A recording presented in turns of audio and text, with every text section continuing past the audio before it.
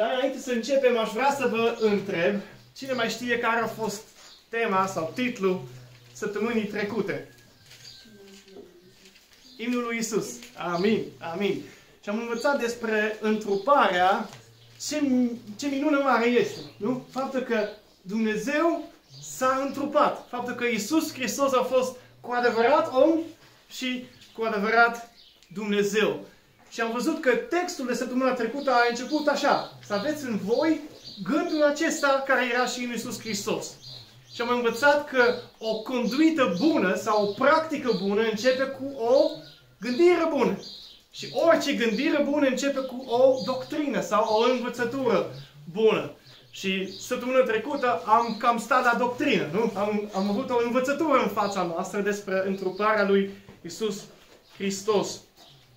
Astăzi o să fie și practic și teorie, să zic așa, pentru că astăzi o să vorbim despre soteriologie.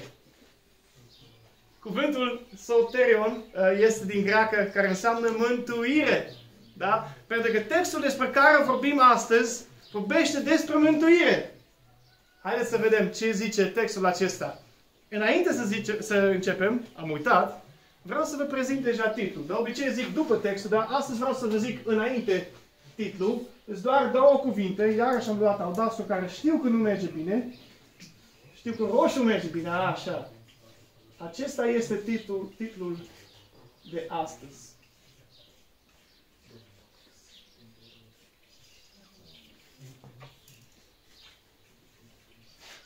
Paradoxul mântuirii.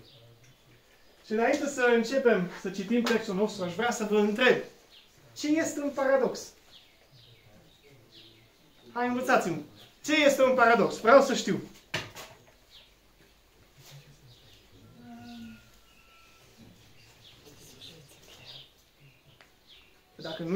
Dacă nu știți, trebuie să căutăm în text, să vedem ceva definiție. Ce zice într-un fel, dar înseamnă cu totul și cu totul altfel. Se neagă. Nu un pic, dar din prima dată când nu te-am auzit. Se contrazice pe sine. Se contrazice sau pare că se contrazice? Că pare, da? Că un paradox nu se contrazice, dar pare așa. Ale? Cam așa vreau să zic și eu. Da. Bun. Cuvântul paradox vine de la două cuvinte, para, care înseamnă peste, sau dincolo, și doxa, care înseamnă așteptarea, sau ceea ce înțelegem noi. Adică ceva ce depăsește înțelegerea noastră. Adică ceva ce ne face pe noi să zicem, cum? Da? Și sunt două lucruri care par că se contrazic, dar de fapt nu se contrazic. Hai să vă zic câteva, da? Să vedem. Azi dimineața le-am spus la Copșa și eu tot așa au stat frații și am zis că nu, n-am înțeles ce vrei să zici. Hai să vedem dacă voi înțelegeți, da? Asta e un paradox, fiți atenți. Un lucru știu, că nu știu nimic. E paradox, nu? Că spun că știu un lucru și lucrul care știu e faptul că nu știu nimic. Păi dacă nu știu nimic, nici măcar un lucru nu știu, nu-i așa? E paradox. Bun, altul, să vedem. Cineva îmi spune mie, Ioret, tu întotdeauna spui minciuni. Și eu răspund așa, ai dreptate. Așa au stat și frații Cop și au zis, cum, ce? E paradox, nu? Când eu zic, când cineva îmi zice mie, Ioret, tot timpul spui minciuni și eu zic, ai dreptate, înseamnă că ceea ce am spus eu ar trebui să fie o minciună. Adică ceea ce ai spus tu, că eu tot timpul spun minciuni, nu e adevărat. Da, hai să mai zic una, da? Asta e pentru tine. Mergi la o tabără de vară și acolo la ușa cabanei este un afiș mare care scrie regulile taberei. Prima regulă. Nu sunt reguli. Și a doua regulă este să asculți de regulile taberei. E paradox, nu? Cum adică să ai reguli dacă nu sunt reguli? Ultima, aici au rămas frații din Copșa Mască. Să vedem dacă voi puteți decifra. A doua propoziție este falsă. Prima este adevărată. Te-ai prins, Brigitte? Paradoxal e incredibil. Așa Așa e. Deci dacă spui că a doua propoziție este falsă și a doua propoziție zice că prima este adevărată, nu se poate, se bate cap în cap și pare a fi o contradicție. Bun, haideți să citim versetele noastre și ca să cinstim Cuvântul lui Dumnezeu, haideți să ne ridicăm în picioare. Și haideți să vedem dacă putem descoperi paradoxul în textul nostru de astăzi. Că este. Filipeni 2, cu 12 și 13. Astfel, dar, prea iubiților, după cum totdeauna ați fost ascultători, duceți până la capăt mântuirea voastră cu frică și cu tremur. Nu numai când sunt eu de față, ci cu mult mai mult acum în lipsa mea. Căci Dumnezeu este acela care lucrează în voi și vă dă după plăcerea Lui și voința și înfăptuirea. Amin. Puteți să reocupați locurile. Haideți să vedem. Care e paradoxul în textul nostru? Ați descoperit ceva? Ne spune noi să ducem mântuirea până la capăt. Așa. Ne spune că din el vine și dorința și înfăptuirea. Da. Dacă paradoxul spune două lucruri care parcă se contrazic, cele două lucruri la noi sunt cele două versete. Da? Versetul 12 spune voi, adică noi, trebuie să ducem mântuirea noastră până la capăt. Și al doilea verset, versetul 13, spune că Dumnezeu face asta.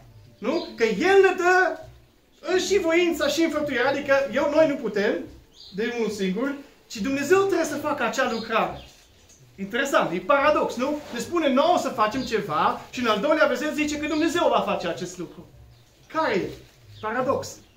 Și ca să începem și să avem o temelie, da, pe care să construim astăzi, aș vrea să vă prezint 4 ipoteze, da? 4 lucruri și vreau să văd dacă suntem de comun acord, ca să continuăm și să dezvoltăm ceea ce spune Scriptura în aceste două versete. Bun.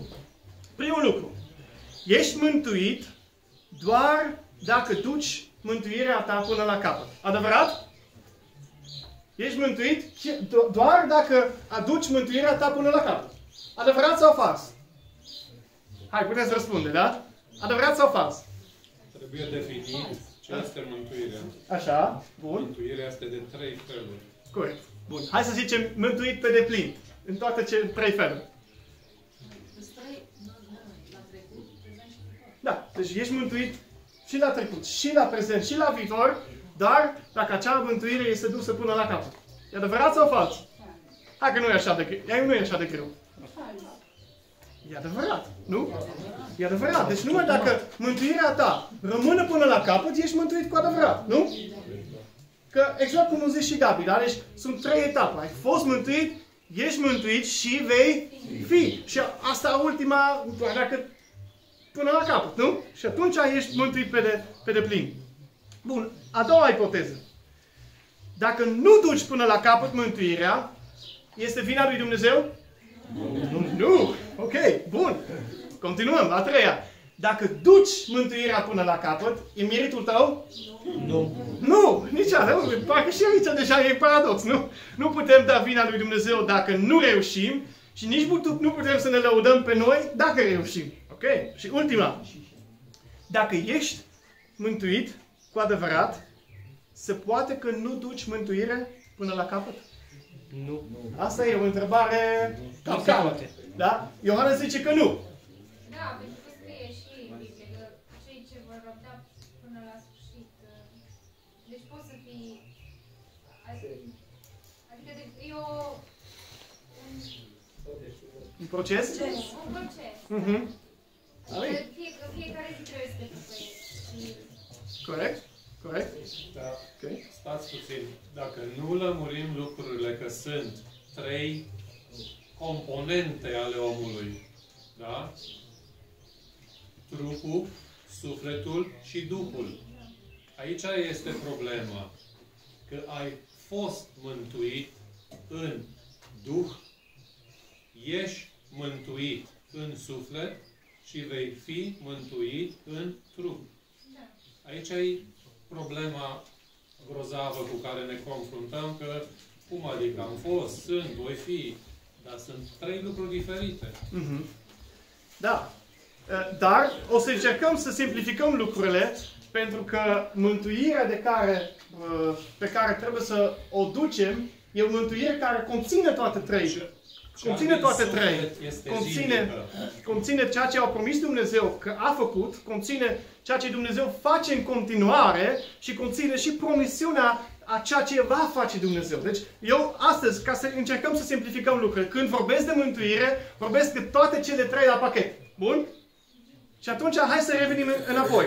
Dacă ceea ce a spus Ali, e bine să ne gândim la asta, dacă ești mântuit cu adevărat, adică pe deplin, se poate să nu duci acea mântuire până la capăt? Exact. Răspunsul este nu. Da? Dacă ești mântuit cu adevărat, adică ai fost, vei fi, ești și vei fi, atunci acea mântuire nu poate să nu fie dusă până la capăt. În România, majoritatea creștinilor, să zic așa, cred acest lucru. Că poți să-ți pierzi mântuirea. Și întrebarea atunci e foarte bine punctat ce au spus și Dan și Gabriela, despre ce mântuire este vorba? Adică ce mântuire poți să pierzi? Și astăzi aș vrea să încercăm să punem un pic de lumină asupra acestui subiect. De-aia am spus că e un paradox aici. Da? E un lucru care pare să contrazică, dar de fapt nu contrazice deloc. Și aș vrea astăzi să vă dau, ca Duhul Sfânt să vă dea liniște și claritate în privința aceasta. Amin? Asta e scopul meu. Știu că este un scop măreț și mă rog ca Dumnezeu să facă ca acest scop să fie atins. Prima întrebare cu care avem de a face sau care trebuie să răspundem astăzi este: de ce Biblia pare a fi așa de controversată cu privire la mântuire? Sunt multe versete care vorbesc despre mântuire într-un fel suveran. Nu? Ei zic, Dumnezeu mântuiește și dacă ești mântuit, rămâi mântuit. Dumnezeu are harul și harul lui este veșnic. Și harul tău este de fapt cel ce te ține până la capăt. Da? Dacă Dumnezeu mântuiește, nu mai este nimic ce te poate scapa sau despărți de dragostea lui Dumnezeu. Dacă ești mântuit, ești ascuns cu Hristos în Dumnezeu. Cine poate să te ia de acolo? Aia e prima parte. A doua parte este partea despre care a vorbit și Alexandra. Biblia ne spune să răbdăm. Spune că doar cel care rabdă până la sfârșit va primi cununa. Spune că doar dacă rămânem, vom fi mântuiți. Spune că trebuie să ducem mântuirea până la capăt. E partea cealaltă și pare că aceste lucruri se contrazic, nu? Una zice că Dumnezeu e suveran. Când mântuiește, mântuiește pentru totdeauna. Și cealaltă parte spune că omul trebuie să se lupte ca nu cumva să-și piardă mântuirea. Care e dintre cele două? Ca să înțelegem aceste două lucruri, trebuie să le numim așa cum sunt. Sunt două perspective. Două perspective când este vorba de mântuire. Prima perspectivă este perspectiva care am văzut în versetul 12. Perspectiva umană. Din perspectiva noastră, umană, se poate pierde mântuirea. De ce? Pentru că atunci când te uiți la un om, poate să pară mântuit, poate să pară pocăit, poate să aibă toate lucrurile frumoase și mântuitoare de afară. Dar noi, pentru că nu vedem inima, putem să ajungem să vedem omul acesta cade în păcat și nu se mai întoarce până la moarte și zicem, și-o pierdut mântuirea. Întrebarea este, a fost cu adevărat mântuit sau nu? Hai să nu răspundem acum la întrebarea aceasta. E prima parte, da? Partea umană, în care putem să vedem un om care pare mântuit, care își pierde acea mântuire aparentă. A doua parte este partea dumnezeiască, partea divină. În ochii lui Dumnezeu și în privirea lui Dumnezeu, mântuirea, bineînțeles că nu se poate pierde. De ce? Pentru că este o lucrare divină, care Dumnezeu nu lasă în mâna omului. Da? Dacă este o lucrare divină, acea lucrare rămâne divină. Adică dacă Dumnezeu se ocupă de mântuire, El nu se lasă bătut. Nu? El duce până la capăt acea lucrare. Despre asta am și cântat, nu? Tot ce începi, duci la bun sfârșit. Deci din perspectiva lui Dumnezeu, din perspectiva divină, nu se poate pierde mântuirea. Pentru că Dumnezeu, când mântuiește cu adevărat. Amin? Și cine este, că așa am început, nu? Cine este mântuit cu adevărat, va duce mântuirea până la capăt. Hai să încercăm să dezvoltăm aceste două aspecte astăzi. Deci începem cu partea umană. Pentru că și Pavel începe cu partea umană. Nu? Versetul 12. E partea noastră. Da? Care începe după mântuire. Nu? După ce ești mântuit de Dumnezeu, după ce sufletul tău e mântuit, tu trebuie să te străduiești, să te sfințești, trebuie să te străduiești ca să aduci roade, ca să ai roadele mântuirii. Și fiți foarte atenți aici, frați și surori. Roadele mântuirii, adică lucrurile care le faci, faptele tale cele bune, nu sunt mijlocul prin care suntem mântuiți, că Pavel spune foarte clar, nu prin fapte, ca să nu se laude nimeni suntem mântuiți, ci prin har, prin credință. Și aceasta nu vine de la noi, ci este darul lui Dumnezeu. Dar, dacă ne ducem la Iacov, el zice, credința fără fapte este moartă. Cum adică? E foarte clar. Faptele și roadele noastre sunt nu mijlocul, ci dovada mântuirii. Adică dacă ai fapte, dacă ai roade, aceste lucruri sunt dovada că ești un om mântuit. Dar nu întotdeauna. Că sunt oameni care au fapte, sunt oameni care au roade, dar în inima lor e putrezirea. Unii dintre ei au fost farisei, care aveau fapte minunate, mai mult decât oricine. Și Iisus spunea despre ei, arătați frumos pe din afară, dar înăuntru sunteți niște morminte văruite. Afară frumos, vopsit, alb, înăuntru putrezirea. Deci faptele sunt dovada doar dacă suntem mântuiți. Da? Deci nu poți să zici, hai să fac fapte ca să par mântuit. Adică poți să zici, dar e doar aparența. Da? Dar pentru un om care este cu adevărat mântuit, faptele lui sunt dovada că el este mântuit. Și Pavel spune în versetul 12, vorbim acum de partea noastră, de partea umană, da? Astfel, dar, prea iubiților, după cum totdeauna ați fost ascultători, duceți până la capăt mântuirea voastră cu frică și cu tremur, nu numai când sunt eu de față, ci cu mult mai mult acum în lipsa mea. Interesant este că Pavel începe această doctrină paradoxală despre mântuire cu două afirmații de afecțiune față de Filipeni. Ați văzut asta? Începe cu asta. Prea iubiților. Care e foarte interesant că e folosit de multe ori despre felul de afecțiune care are Dumnezeu față de oameni pe care El le confirmă. Sau de Dumnezeu, Domnul Iisus. Nu? Știm că la botezul lui Iisus Hristos și chiar și pe muntele Transfigurării, Dumnezeu, Tatăl, a vorbit din cer și a spus, acesta este Fiul meu prea iubit. Deci, cu alte cuvinte, când Pavel a spus prea iubiților către Filipeni, le-a spus fiilor lui Dumnezeu, copiilor lui Dumnezeu. Astfel, dar, copiilor lui Dumnezeu, a spus despre identitatea lor, cine sunt ei. Și apoi continuă și le complimentează pentru comportamentul lor. Zice, după cum întotdeauna ați fost ascultători. Nu? Deci Pavel vede deja roadele. Vede deja roadele în viața filipenilor.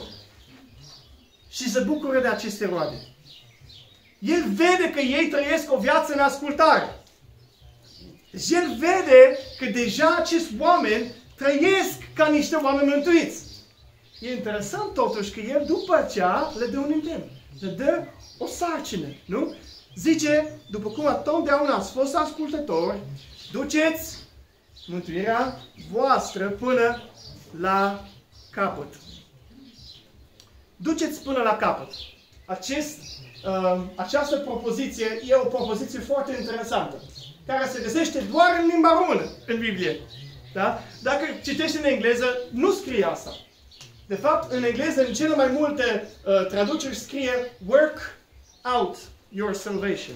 Adică lucrează sau pune în practică mântuirea ta. Deci, acest lucru, duceți până la capăt, e o traducere, eu zic așa, mai sărăcăcioasă. Și ca să înțelegem acest lucru, această afirmație a lui Pavel, duceți până la capăt, era doar un singur cuvânt în greacă. Și hai să vă spun, hai să vă scriu cuvântul ca să nu trebuie să-l pronunț, da? E asta.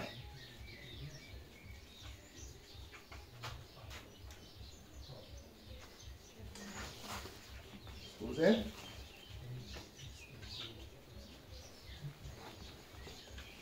Catercațește.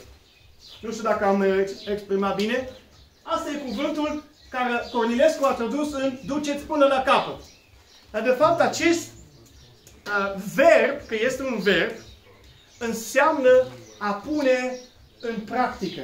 A lucra pe din afară ceea ce există deja înăuntru. Da? Este foarte interesant că în engleză scrie work out your salvation și după ce zice că Dumnezeu works in you. Adică trebuie să lucrați pe din afară ceea ce Dumnezeu a lucrat înăuntru vostru. Da? Despre asta este textul nostru. Da? Hai să nu ne ducem deja la versetul 13. Deci, ca să înțelegeți asta, când mai citiți acest verset, trebuie să înlocuiți, duceți până la capăt, cu puneți în practică. Simțiți că aici este o diferență. Când e vorba să duci până la capăt un lucru, tu ești responsabil ca să duci acel lucru până la capăt. Dar când trebuie să pui ceva în practică, acel lucru lucrează deja și trebuie doar să fie scos la iveală. Acest verb a fost folosit în greaca antică pentru mineri care mergeau la mină, hai să zicem mină de aur, că ne place aurul. Nu-i prețios, e frumos, e strălucitor. Și acest verb a fost folosit ca să te duci cu picamerul și să scoți roca, să scoți stânca din jurul aurului, ca aurul să iasă la suprafață și să fie văzut. Asta este exact despre ceea ce spune Pavel aici. Adică, să duceți până la capăt mântuirea voastră, nu, puneți în practică mântuirea voastră. Adică, mântuirea o aveți în voi, el era pe deplin convins că filipenii erau mântuiți, aveți în voi acea mântuire, dar acum trebuie să se și vadă în viața voastră. Trebuie să puneți în practică acest lucru, această mântuire. Ca aurul care stă ascuns într-o rocă, care stă ascuns într-o stâncă. Da? E acolo deja, nu? Dar trebuie să fie scos. Și ca să fie scos, trebuie să fie pus. Trebuie ca lucrurile să fie pus deoparte. Nu e așa? De aceea Biblia spune că noi trebuie să ne dăm pe noi deoparte. Noi suntem niște vase de lut prin care comoara lui Dumnezeu trebuie să strălucească. Zice în Corinteni. Adică, deci, sunt lucruri care stau în jurul acestei mântuiri, care trebuie dat la o parte ca acea mântuire să strălucească.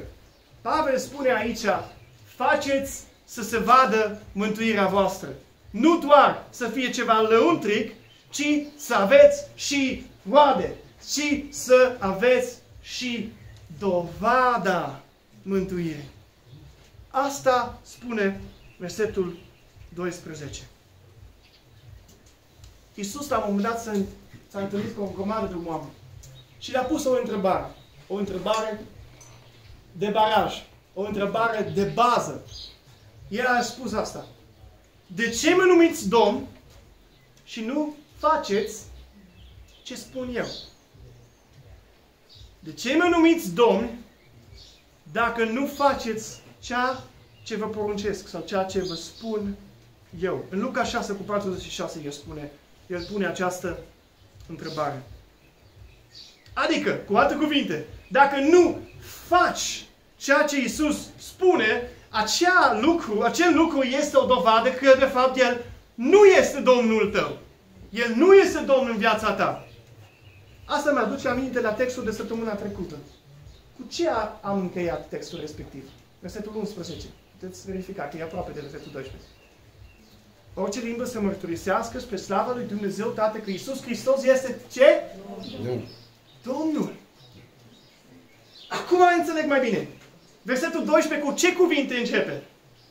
Astfel, dar. Astfel, dar. Adică, cu alte cuvinte, dacă Domnul Iisus este Domn în viața ta, trebuie să se vadă acest lucru. Adică trebuie să duceți mântuirea, nu? Trebuie să puneți în practică domnia Lui. Adică trebuie să se vadă că cineva domnește în viața ta. Trebuie să se vadă roadele acestui Domn în felul cum lucrează El în tine. Asta e scopul lui Iisus Hristos. Ca să se vadă că El este Domn prin tine. De-aia a ales să lucreze prin oameni. Că putea să lucreze prin orice chip, nu? Dar a ales să locuiască în oameni, ca acești oameni să arată că au un Domn care stăpânește în viața lor. Și roadele lor să fie de fapt dovada domniei lui Iisus Hristos în viața lor. De-aia Pavel zice, astfel doar. Adică, ca niște sclavi ai lui Iisus Hristos. Ca niște robi ai lui Iisus Hristos. Puneți în practică mântuirea voastră. Puneți în practică mântuirea voastră. Ați înțeles? Versetul 12. Duceți până la capăt mântuirea voastră, vorbește despre practica mântuirii, despre exteriorul mântuirii, faptele noastre, roadele noastre, dovada mântuirii. Vă mai citesc încă un text din Matei 7. Iisus la un moment dat, cred că a fost dezamăgit de mulți oameni, de religiozitatea lor. Și spunea despre ziua în care El va reveni. Și zice, nu oricine îmi zice, Doamne, Doamne, va intra în împărăția cerurilor, ci ce face voia Tatălui meu. Vedeți? Poți să spui Domn, Domn, Doamne, Doamne, dar dacă nu faci voia Lui, aia e dovadă că de fapt nu este Domn în viața ta. Și El continuă. Mulți îmi vor zice în ziua aceea, Doamne, Doamne, n-am prorocit noi în numele Tău, n-am scos noi draci în numele Tău și n-am făcut noi multe minuni în numele Tău. Atunci le voi spune curat, zice Iisus, nici odată nu v-am cunoscut. Plecați de la mine, făcători de fără de lege. Sau cei care lucrați fără de lege. Și aici vedem încă o dată că din punct de vedere al lui Dumnezeu, mântuirea este ori pentru totdeauna, ori niciodată. Nu? El nu zice aici, voi care ați făcut minuni în numele meu, v-am cunoscut odată, dar acum nu vă mai cunosc. Nu. Ce el zice? Nici odată nu v-am cunoscut. Poți să faci minuni. Poți să prorocești ce vrei tu. Dacă Domnul Iisus Hristos nu este Domnul în viața ta, nu ești mântuit. Punct. Foarte clar. Iisus Hristos spune aceste lucruri, nu eu. Poți să arăți frumos creștin pocăit pe din afară. Și toată lumea să te laudă și să zică despre tine că ești un pocăit de nota 10. Dacă Iisus Hristos în inima ta nu domnește, nu ești mântuit. Că nu oamenii decid dacă ești mântuit, ci Dumnezeu. Că nu oamenii confirmă mântuirea ta, ci Dumnezeu. De aceea, eu nu sunt prea preocupat de felul în care arată pocăiți. Pe mine nu prea mă interesează. Eu vreau să văd faptele. Pentru că faptele sunt dovada mântuirii. De ce? Pentru că eu nu sunt Dumnezeu. Eu nu pot să văd inima. În cele din urmă Dumnezeu va decide cine este mântuit cu adevărat. Dar știi ceva? Pe lângă Dumnezeu mai este cineva care știe dacă ești mântuit sau nu. Știți cine e? Tu ești. Dacă te uiți în inima ta, poți să vezi dacă a avut loc mântuirea sau nu. Și e bine să te cercetezi. E bine să te întrebi. Doamne, sunt pe calea mântuirii? Sunt pe calea veșniciei? Pavel la un moment dat spune Corintenilor, fiecare dintre voi să vă cercetați, să vedeți dacă sunteți în credință. Trebuie să ne cercetăm. Nu dacă am pierdut sau nu mântuirea, ci dacă suntem mântuiți. Asta este întrebarea cea importantă. Mergem la versetul 13.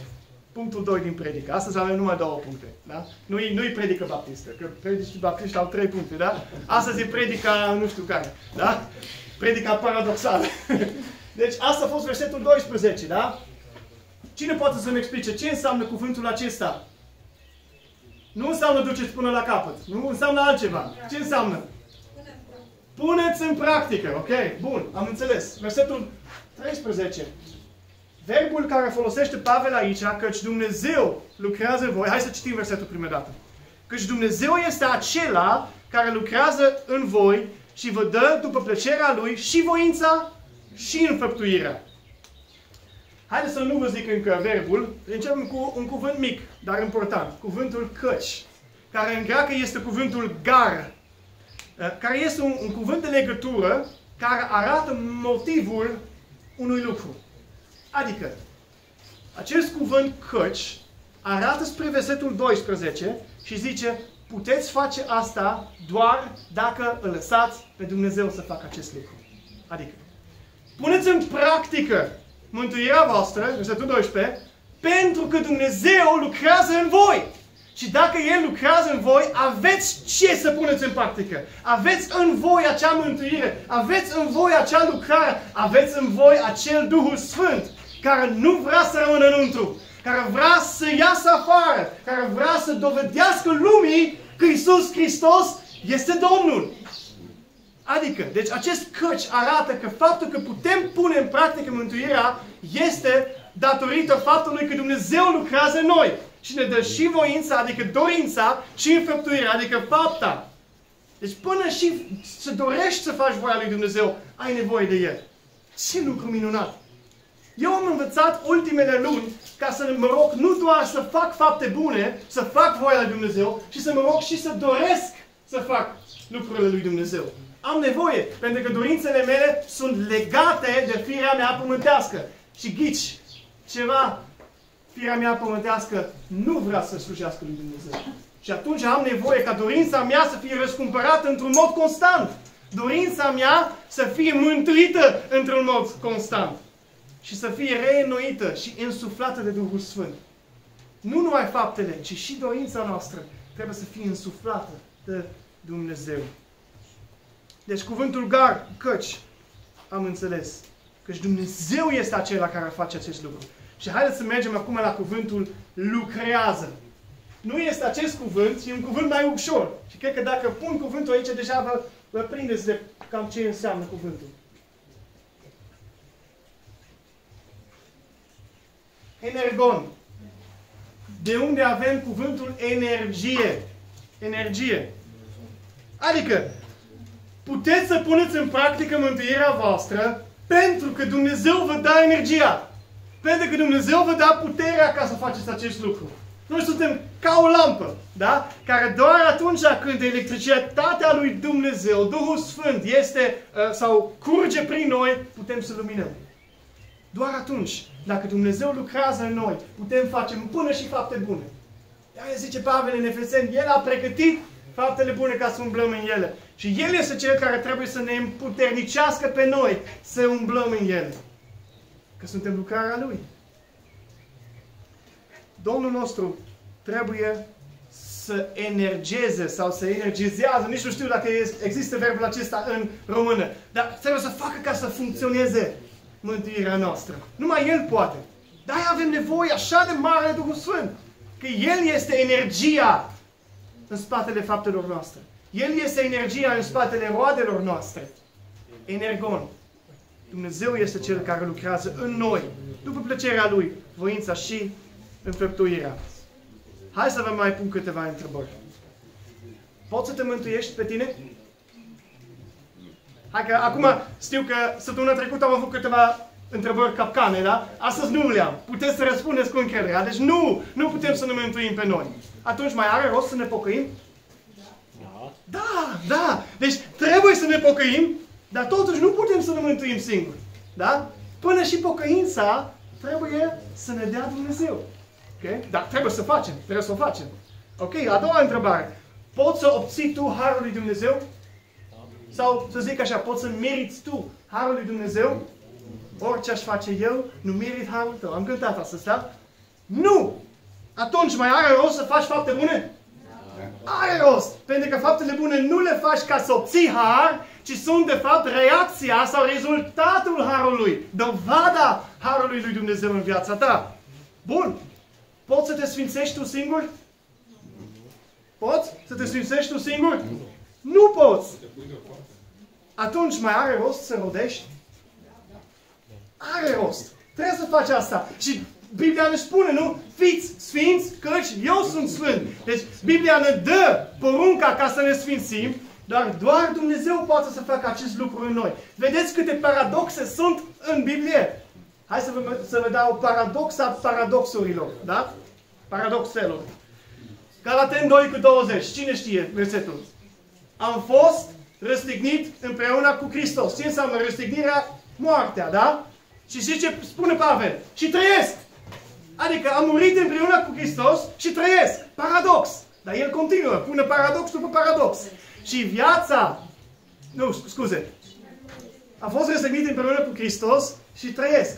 Dar nu mai trăiesc eu, ci Hristos trăiește în mine. Încă un paradox. Deci Hristos trăiește și el continuă. Și viața pe care o trăiesc în credința în Fiul lui Dumnezeu care s-a dat pe sine pentru mine.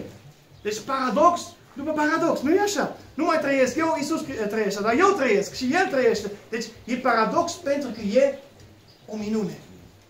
Da? Întotdeauna, asta este poate să fie pentru noi un ajutor. Întotdeauna când sunt lucruri care par să se contrazică în Biblie, trebuie să fie un semn de alarmă în mintea noastră care spune aici e vorba de o minune. Pentru că până și întruparea este un paradox, nu? Cum poate aceeași persoană să fie și om și Dumnezeu? Cu adevărat om și cu adevărat Dumnezeu. Nu se poate în mintea noastră omenească. E minune. Și atunci când e vorba de mântuire, cum se poate că nu putem pierde mântuirea și în același timp trebuie să o ducem până la capăt? Adică trebuie să o punem în practică. E paradox și e minune. E minune. În felul în care lucrează Dumnezeu. Deci atunci când te întâlnești cu un paradox, cu un lucru care par să se contrazică, trebuie să te gândești că acest lucru de fapt e o minune. Și ai nevoie de lucrarea lui Dumnezeu ca acest lucru să fie realitate în viața ta. Căci Dumnezeu este acela care lucrează în voi. Pavel câteodată ne dă câte o tragere cu ochi. Ne dă câte un indiciu printr-un cuvânt care parcă am mai auzit undeva. Și aici el zice, nu știu dacă ați observat, folosește cuvântul acela. Nu? Deci Dumnezeu este acela. Vă mai amintiți că am mai citit despre acela? Cred că sora Emilia amintește, pentru că am învățat versetul pe de rost. Filipeni 1:6. Haideți să citim, că văd că nu vă duceți aminte încă. Pavel spune acolo, sunt încredințat că acela care a început în voi această lucrare bună, o va duce până ziua, sau o va isprăvi până în ziua lui Iisus Hristos. Scuze că am început eu pe calea greșită. Deci, vedeți, Pavel ne lasă câte un cuvânt ca să ne duce aminte de un alt adevăr care ne ajută să înțelegem ceea ce spune. Aici el zice că Dumnezeu este acela care lucrează în noi voința și înfăptuirea și el ne arată înapoi spre versetul 6 din capitolul 1 pentru că Dumnezeu a început și duce la bun sfârșit. Dumnezeu dă har și harul Lui ne și susține. Harul Lui ne și învață să rupem cu orice păgânitatea. Zice Tit 2, dacă nu mă înșel. Deci, Dumnezeu mântuiește, Dumnezeu ține mântuit. Dumnezeu mântuiește, Dumnezeu ține mântuit. Noi trebuie să ne pocăim și noi trebuie să continuăm să ne pocăim și să ne sfințim. Paradox. Amândouă lucruri sunt adevărate. Amândouă lucruri sunt adevărate. Și trebuie să lăsăm acest paradox al mântuirii să fie acolo. Pentru că asta ne face să ne gândim că e vorba de o minune. Și e vorba de lucrarea lui Dumnezeu. Și că avem nevoie de El. Hai să încercăm să concluzionăm astăzi. Care e paradoxul despre care am vorbit? Hai să recapitulăm. Da? Vreau să văd dacă ați prins paradoxul. Care e paradoxul despre care am vorbit? Mântuire. Ok. Și care sunt cele două lucruri care par să se contrazică? Hai că eu zic primul, da? Eu trebuie... Așa? Că poți să-ți pierzi mântuirea și că nu poți să-ți pierzi mântuirea, da? Că trebuie să duci mântuirea până la capăt și că Dumnezeu duce mântuirea ta până la capăt. Că asta e paradoxul. O întrebare. Dumnezeu lucrează din exterior spre interior sau din interior spre exterior? A doua, da? Mântuirea pe care El ne-o dă este o lucrare lăuntrică. Da? Faptul că Domnul nostru Iisus Hristos, prin Duhul Sfânt, locuiește în noi și ne face o făptură nouă, este o lucrare lăuntrică. Dumnezeu lucrează în interiorul nostru. Dar scopul acestei lucrări este ca să nu rămână înăuntru. Este ca să iasă afară. Dumnezeu lucrează în interior spre exterior. Hai să vă dau câteva exemple. Dumnezeu lucrează în noi ca să poată să lucreze prin noi. Dumnezeu a spus la Avram, eu te voi binecuvânta ca să fii o binecuvântare. Dumnezeu ne sfințește ca să fim o pildă pentru alții. Dumnezeu ne întărește ca să putem fi o încurajare. Vedeți? Întotdeauna lucrarea Lui lăuntrică are scopul ca să fie pusă în practică. Asta este și ceea ce spun aici. Dumnezeu ne dă voința și înfăptuirea ca să ducem mântuirea până la capăt. Dumnezeu ne dă tot ce avem nevoie, dar dacă rămâne în noi, degeaba. Trebuie să iasă afară ca să fie roadele doveditoare ale mântuirii în viața noastră. Așa lucrează Dumnezeu. Din interior înspre exterior. De aceea este așa de important ca să slujești, ca să găsești o modalitate în care să aduci roade pentru Dumnezeu.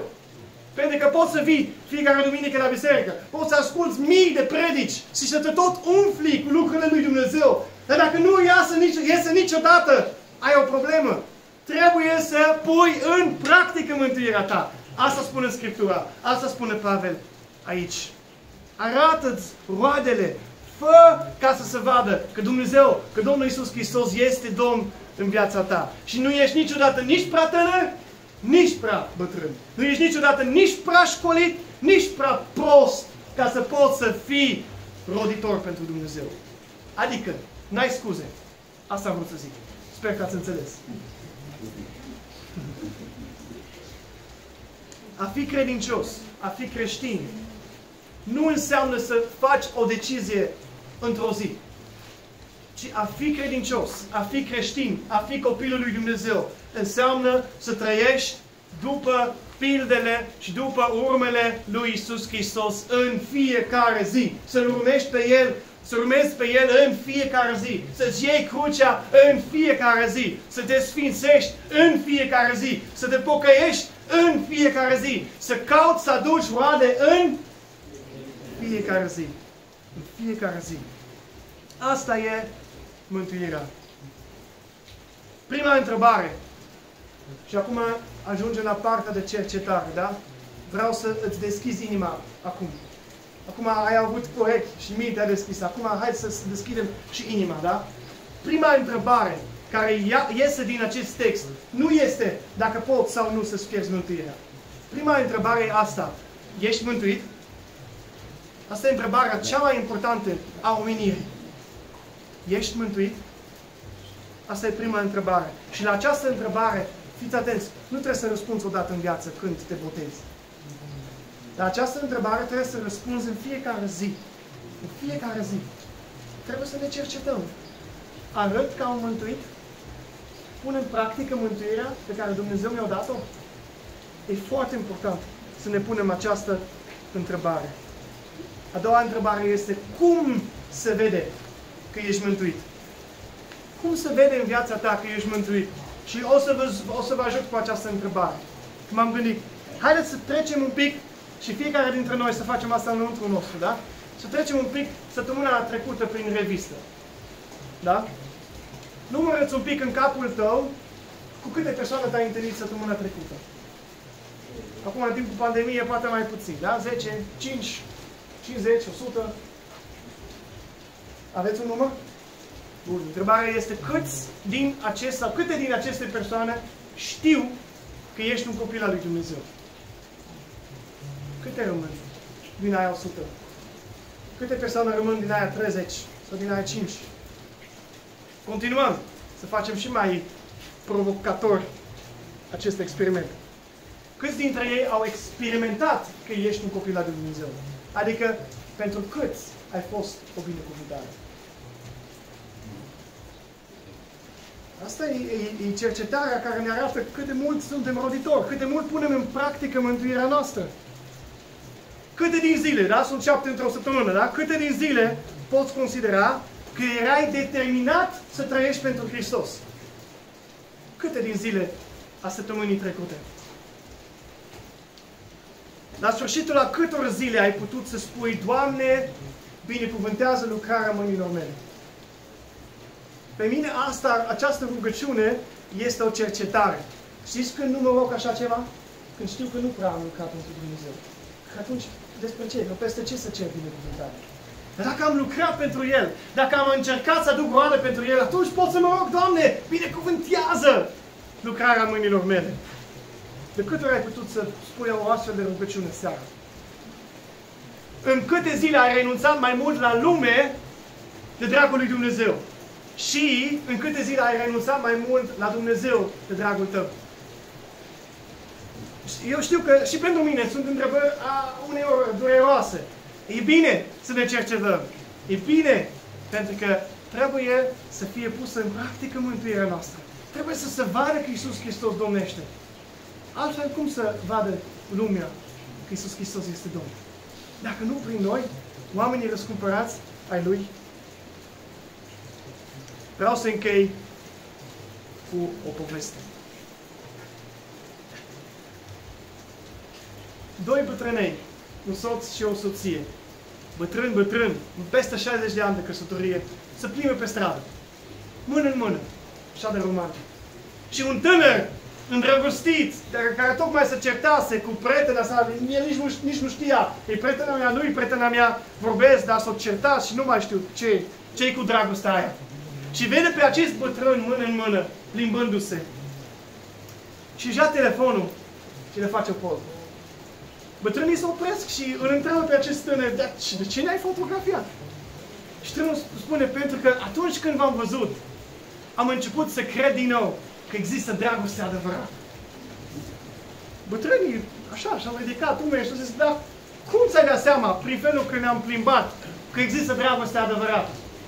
Și tânărul a răspuns clar și repede, pentru că v-ați plimbat de mână. După atâția ani, aveți probabil 10 de ani de căsătorie, după atâția ani să vă plimbați mână în mână, asta-i semn că există dragostea adevărată.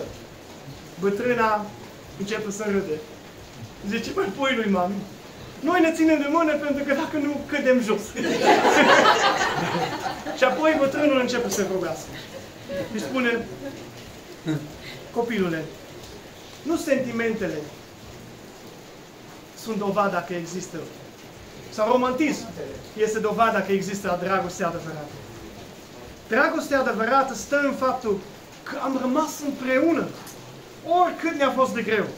Că ne-am ținut, chiar dacă unul sau amândoi am vrut să fugim. Adevărata dragoste este o dragoste care rămâne și moare mai târziu decât trupul. Adevărata dragoste este o dragoste care rămâne mai mult decât trupul nostru. Adică până la moarte. Da? Asta e ideea. Și el zice, bătrânul o concluzionat așa. Orice altă dragoste este doar o tentativă de dragoste. Nu chiar cea adevărată. Acum, hai să transpun. Acest lucru este adevărat și despre mântuire. Să vă arăt. Adevărata mântuire nu se observă prin sentimente de credință, care se pot pierde, nu? Ci în faptul că rămâne până la capăt. Rămâne chiar când este greu. Rămâne chiar când firea noastră vrea să fugă. Nu e așa că firea noastră mereu vrea să fugă de Dumnezeu? Mântuirea adevărată rămâne în ciuda firii noastre pământească. Rămâne chiar când cel rău încearcă să ne despartă de Dumnezeu. Pentru că nimic nu ne poate despărți de dragostea lui Dumnezeu. Nici cea mai mare forță în lumea aceasta. Adevărata mântuire este o mântuire care rămâne și moare mai târziu decât trupul. Pentru că nu moare niciodată. Asta este adevărată mântuire, care este dusă până la capăt și dincolo de moarte. Nu? Mântuirea noastră este una veșnică. Asta e mântuirea cea adevărată. Orice altă mântuire este doar o tentativă de mântuire. Nu și chiar cea adevărată. Nu chiar mântuirea lui Dumnezeu. Autorul cărții Evrei, la un moment dat, a pus întrebarea, cum putem sta noi față de o mântuire așa de mare? Mântuirea este așa de mare, știți de ce? Pentru că ea este divină. Lucrarea de mântuire a lui Dumnezeu este divină și nu va deveni niciodată omenească. De aceea, noi nu putem să o ducem. Noi nu putem să ne mântuim, nu putem să ne ținem mântuiți, nu putem să ne glorificăm pe noi. Niciodată să nu gândiți că depinde de voi să rămâneți mântuiți. Dar, niciodată să nu credeți că puteți să stați pe tușă pentru că e lucrarea lui Dumnezeu. Trebuie să punem în practică mântuirea aceasta. Dacă Dumnezeu a trebuit să moară la cruce, Dumnezeu trebuie să te susține chiar și acum. Dumnezeu trebuie să te susține până la ceasul cel de moarte și chiar și dincolo de moarte. O să avem nevoie de Dumnezeu să ne susține. În veci avem nevoie de El. În veci suntem dependenți de El. În veci suntem dependenți de Duhul lui Dumnezeu ca să ne ține în harul Lui. Tensiunea e mare atunci când e vorba de un paradox. Nu e așa? Lăsați tensiunea acolo despre binele nostru. Tensiunea e acolo ca să înțelegem cât de mare e minunea mântuirii. Ca să înțelegem cât de mare este lucrarea lui Dumnezeu. Și ca să înțelegem că o astfel de lucrare, așa de măreață, ne face să rodim. Ne face să acționăm. Ne face să ne sfințim. Și ne face să ducem mântuirea, hai să zic așa, să punem mântuirea în practică în fiecare zi. Să răspund la întrebarea dacă se poate pierde mântuirea? Categoric, nu. Din punct de vedere al lui Dumnezeu. Categoric, da. Dacă tu te bazezi pe mântuire ca și o aparență, se poate pierde aparența. Ceea ce contează este ceea ce se întâmplă înăuntru nostru. Dacă Dumnezeu a lucrat în noi mântuirea, acea mântuire este reală.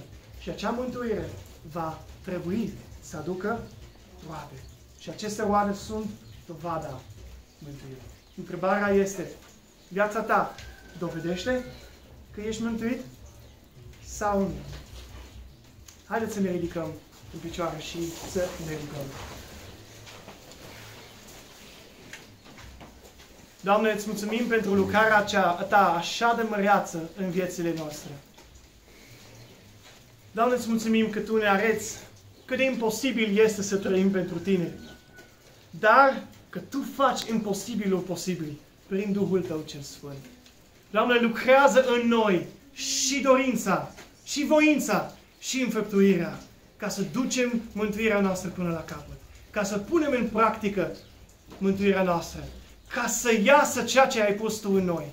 Doamne, vrem să Te slujim pe Tine. Vrem ca lumea să vadă în noi că cineva domnește peste viața noastră. Vrem ca lumea să vadă că Tu ești Domn în viețile noastre. Ajută-ne să renunțăm la firea noastră pământească. Ajută-ne să renunțăm la noi. Ajută-ne să putem spune împreună cu Pavel că nu mai trăim noi, ci că Tu trăiești în noi. Slava și gloria să fie doar a Ta în veci de veci. Amin. Puteți reocupa locurile.